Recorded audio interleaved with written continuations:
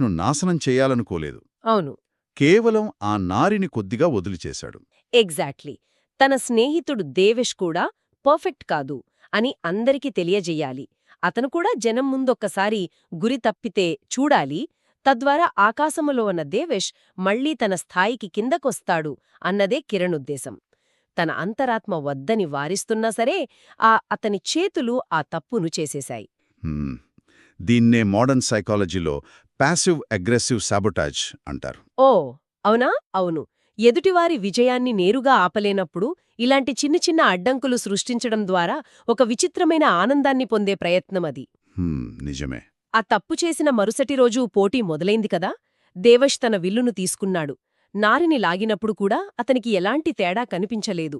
ఎందుకంటే కిరణ్ చాలా సూక్ష్మంగా దాన్ని మార్చాడు. అవును. జనమందరూ ఎంతో ఆసక్తిగా చూస్తున్నారు. రాజభవనం నుండి అధికారులు వచ్చారు. ఆచార్య సోమిదేవ గర్వంగా కూర్చున్నారు. దేవష్ వెనక కిరణ్ గుండె వేగంగా కొట్టుకుంటూ నిలబడి ఉన్నాడు. అబ్బా! ఆ టెన్షన్ మామూలుగా లేదు. అప్పుడు దేవష్ వేసిన మొదటి బాణం గురి తప్పింది. అక్కడున్న అందరూ ఆశ్చర్యపోయారు. బహుశా గాలివల్లయి ఉంటుందని సర్ది చెప్పుకున్నారు. దేవష్ రెండవ బాణం తీశాడు. అది కూడా లక్ష్యాన్ని చేరుకోలేదు. మూడవ బాణం పూర్తిగా పక్కకు వెళ్ళిపోయి మట్టిలో గుచ్చుకుంది. అక్కడున్న జనాల్లో గుసగుసలు మొదలయ్యాయి. ఇతనేనా ఆచార్య పొగిడిన ఉత్తమ విద్యార్థి అన్నట్లుగా చూడటం మొదలుపెట్టారు. ఈ పాయింట్ దగ్గరే ఒక విచిత్రమైన పరిణామం జరిగింది. కిరణ్ తాను ఊహించినట్లుగా దేవష్ పడిపోతున్నందుకు ఆ క్షణంలో సంతోషపడాల్సిందే. అవును, అతను కోరుకున్నదదే కదా. కాని అతను సంతోషపడలేదు. పైగా అతను చాలా భయపడ్డాడు. ఆ క్షణంలో కిరణ్ ఎందుకు అంతలా వణికిపోయాడు? ఎందుకంటే ఆ సమయంలో కిరణ్ ఒక విషయాన్ని గమనించాడు. దేవష్ ముఖంలో ఓటమి తాలూకు బాధ లేదు, అవమానం లేదు, కేవలం ఒక అయోమయం మాత్రమే ఉంది. అయోమయం అంటే కన్ఫ్యూజన్. అవును, ఎప్పుడూ తనకు విధేయంగా ఉండే తన స్వంత నైపుణ్యం తనను ఎందుకు మోసం చేసింది అనే గందరగోళం ఆ ముఖంలో కనిపించింది. ఎంతో స్వచ్ఛమైన తన స్నేహితుడి ముఖంలో ఉన్న ఆ నిస్సహాయతను చూసినప్పుడు కిరణులోని మనిషి మేల్కొన్నాడు. తాను ఏ స్థాయికి దిగజారిపోయానో అన్న నిజం అతన్ని భయపెట్టింది. కిరణ్ ఆ భయంలో ఉన్న క్షణంలోనే అక్కడి ఎవ్వరూ ఊహించని ఒక అనూహ్య సంఘటన జరిగింది కదా. అవును. అకస్మాత్తుగా గాలి వేగంగా వీచింది. ఆ వాతావరణమంతా గందరగోళంగా మారింది. వేరే గురుకులం నుండి వచ్చిన ఒక విద్యార్థి తన బాణాన్ని వేస్తున్నప్పుడు అది అదుపు తప్పి పక్కన నిలబడి ఉన్న చిన్న పిల్లల వైపు దూసుకురావడం మొదలయింది. అవును, అది చాలా భయంకరమైన క్షణం. ఆ క్షణంలో అక్కడ వందలాది మంది ఉన్నారు. అందరూ ప్రాణభయంతో వెనక్కి తగ్గారు. ఎవ్వరూ స్పందించే లోపే దేవష్ ఒక సెకను కూడా ఆలోచించకుండా ముందుకు దూకాడు. తన ఓటమిని, తన వైఫల్యాన్ని, తన చుట్టూ అప్పుడే జరుగుతున్న అవమానాన్ని అన్నీ పక్కన పెట్టేశాడు. ఆ పిల్లలను పక్కకు నెట్టేసి వారిని కాపాడాడు. ఆ బాణం వెళ్లి పక్కనే ఉన్న ఒక చెక్క స్తంభానికి బలంగా గుచ్చుకుంది. ఆ ఒక్క చర్యతో అక్కడి వాతావరణమంతా స్తంభించిపోయింది. కొద్ది క్షణాల తర్వాత ప్రజలు తేరుకుని మాట్లాడటం మొదలుపెట్టారు. అవును. కాని అప్పుడు వారు దేవషు గురి తప్పిన బాణాల గురించి మాట్లాడటం లేదు. అతనిలో ఉన్న అపారమైన ధైర్యం గురించి, తన ప్రాణాలను పనంగా పెట్టి పిల్లలను కాపాడిన ఆ తెగువ గురించి ఆశ్చర్యంగా మెచ్చుకోవడం మొదలుపెట్టారు. సోమిదేవ నేరుగా కిరణ్ వైపు చూశారు. ఆ చూపులో కోపం లేదు. కిరణ్ కుట్ర చేశాడని ఆయనకు అర్థమైంది. కాని ఆయన కళ్లల్లో కేవలం చెప్పలేనంత బాధ, జాలి మాత్రమే ఉన్నాయి. ఈ మొత్తం సంఘటనలో మనం నేర్చుకోవలసిన అతిపెద్ద సైకలాజికల్ ఫ్యాక్ట్ ఒకటుంది. ఏంటది? ఆపద సమయంలో దావేష్ తన పరువు గురించిగాని, అప్పుడే తాను ఎదుర్కొన్న ఓటమి గురించిగాని ఆలోచించలేదు. ఎందుకంటే అతని దృష్టి ఎప్పుడూ లక్ష్యం మీదే ఉంటుంది, ఇతరులు ఏమనుకుంటున్నారు అన్నదానిపై కాదు. నిజమే. కిరణ్ చేసిన కుట్ర దావేష్ బలహీనతను బయటపెట్టలేదు.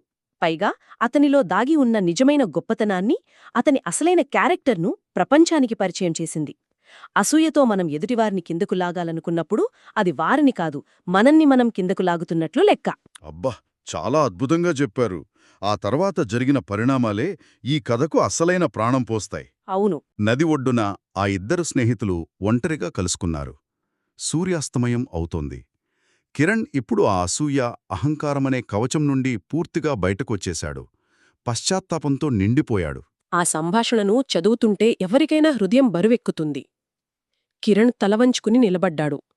తన గొంతు వణుకుతుండగా కన్నీళ్లు ఆపుకుంటూ, హా, నేనే నేనే నీ విల్లు నారిని వదులు చేశాను. నువ్వొకవేళ కింద పడితే ఆ పక్కన నేను కొంచెం ఎత్తుగా కనిపిస్తానని అనుకున్నాను అని తన తప్పునొప్పుకున్నాడు. దానికి దేవష్ ఎలాంటి కోపం చూపించకుండా చాలా ప్రశాంతంగా అలా అనిపించిందా అనడిగాడు. అవును. దానికి కిరణ్ ఇంకొంచెం తలదించుకుని లేదు అని సమాధానమిచ్చాడు. ఆ లేదు అనే ఒక్క మాట. ఆ లేదు అనేది కేవలం ఒక పదం కాదు, అదొక పగిలిపోయిన అద్దంలాంటిది. అందులో తాను చేసిన పని పట్ల తీవ్రమైన అవమానముంది, చెప్పలేనంత పశ్చాత్తాపముంది, మరియు ఇతరుల పతనం మనకి ఎప్పుడూ ఎత్తునివ్వదు అనే ఒక కఠినమైన సత్యాన్ని అర్థం చేసుకోవడముంది. అవును కదా. అప్పుడే అక్కడకొచ్చిన ఆచార్య సోమిదేవ వారి సంభాషణను వింటూ ఒక అద్భుతమైన బోధన చేశారు. అసూయ అనేది ఒక మంట. అది బయట వస్తువులను కాల్చడానికి ముందుగా దేంట్లో ఉందో ఆ పాత్రనే కాల్చేస్తుంది అని. అవును, ఆ మంటలో కాలిపోయింది కిరణ్ నైతికతే. కిరణ్ తాను పట్టుబడ్డానని ఏడవలేదుక్కడ. తాను ప్రాణంగా ప్రేమించే స్నేహాన్ని, ఆ నమ్మకాన్ని, అన్నటికంటే ముఖ్యంగా తన ఆత్మ గౌరవాన్ని పోగొట్టుకున్నందుకు ఏడ్చాడు. అయితే ఈ కథ ఇక్కడతో ఆగిపోయి ఇద్దరూ వెంటనే ఆలింగనం చేసుకుని మళ్లీ స్నేహితులైపోయారని ఎక్కడా చెప్పలేదు. నిజ జీవితంలో అలా జరగదు కూడా. అదే ఈ కథలోని రియలిజం. దేవష్ వెంటనే కిరణ్ను క్షమించలేదు. గాయాలు మానడానికి సమయం పడుతుంది కదా. ఖచ్చితంగా. నమ్మకం అనేది ఒకసారి పగిలాక తిరిగి అతుక్కోవడానికి సుదీర్ఘమైన ప్రయాణం అవసరం. దేవష్ కిరణ్ను పూర్తిగా దూరం పెట్టలేదు, కానీ పాత నమ్మకం తిరిగి రావడానికి ఒక స్పేస్ ఇచ్చాడు. కిరణ్ కూడా ఇప్పుడు దేవష్ను ఓడించడానికి లేదా అతనితో పోటీ పడ్డానికి తన శక్తిని ఉపయోగించలేదు. దేవష్ పక్కన నిలబడే అర్హతను మళ్లీ సాధించడానికి కష్టపడటం మొదలుపెట్టాడు. ఆ సమయం, ఆ నిరీక్షణే కిరణ్కు అసలైన శిక్ష, అలాగే పరివర్తన. ఈ సుదీర్ఘమైన ప్రయాణంలో ఆ స్నేహం మళ్లీ చిగురించింది. కాని ఇప్పుడది మొదటిలాంటి అమాయకమైన స్నేహం కాదు.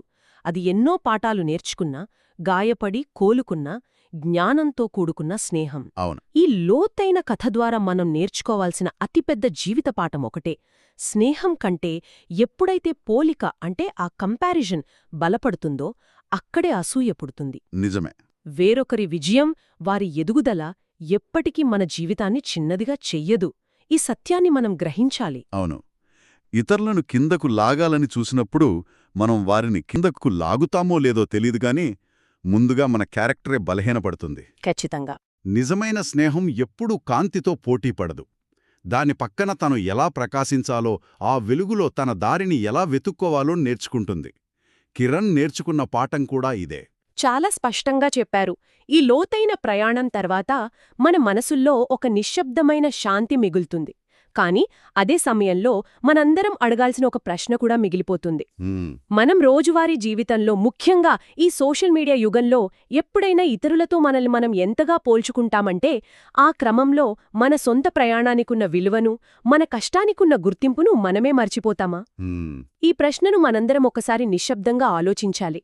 బాణాలు లేదా కత్తులలాంటి ఆయుధాల కంటే ఏమాత్రం ఆలోచించకుండా మనం మాట్లాడే మాటలు, తీసుకునే నిర్ణయాలు ఎదుటివారి మనసులో ఎంత లోతైన గాయాలను చేస్తాయో, వాటిని ఎలా సరిదిద్దుకోవాలో తర్వాతి కథలో చూద్దాం.